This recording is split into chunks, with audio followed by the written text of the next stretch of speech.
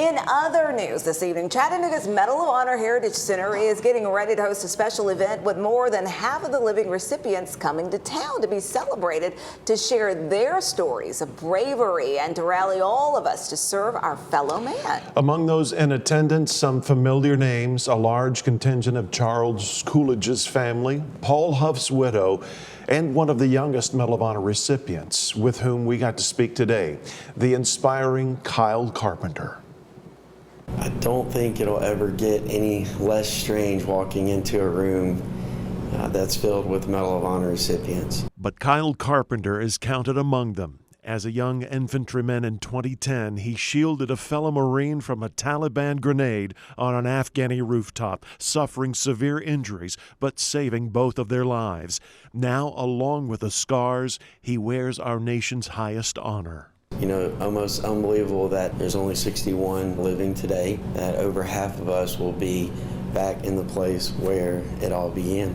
The first medals of honor were awarded for bravery during what's become known as the Great Locomotive Chase between here and Atlanta in 1862. It represents our military as a whole, our nation, to all of those who we try to help and fight for around the world that wake up every day oppressed or scared or without the comfort of safety for themselves and their family. And those who didn't make it home. Carpenter says next month's event is an opportunity to celebrate the values embodied by the Medal of Honor. The beauty of it is they apply to everyone.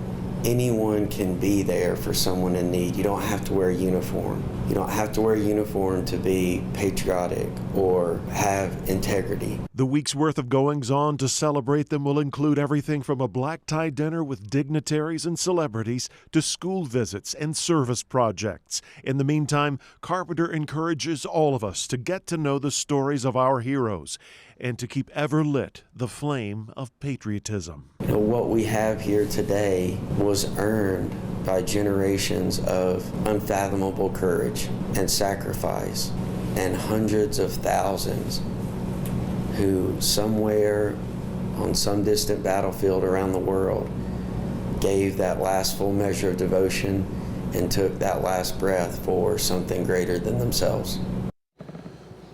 The Medal of Honor celebration is September 30th through October 4th, and this is a big-time event. Former Defense Secretary Robert Gates and country star John Rich will be in town to receive awards, and Gary Sinise and his Lieutenant Dan Band will play.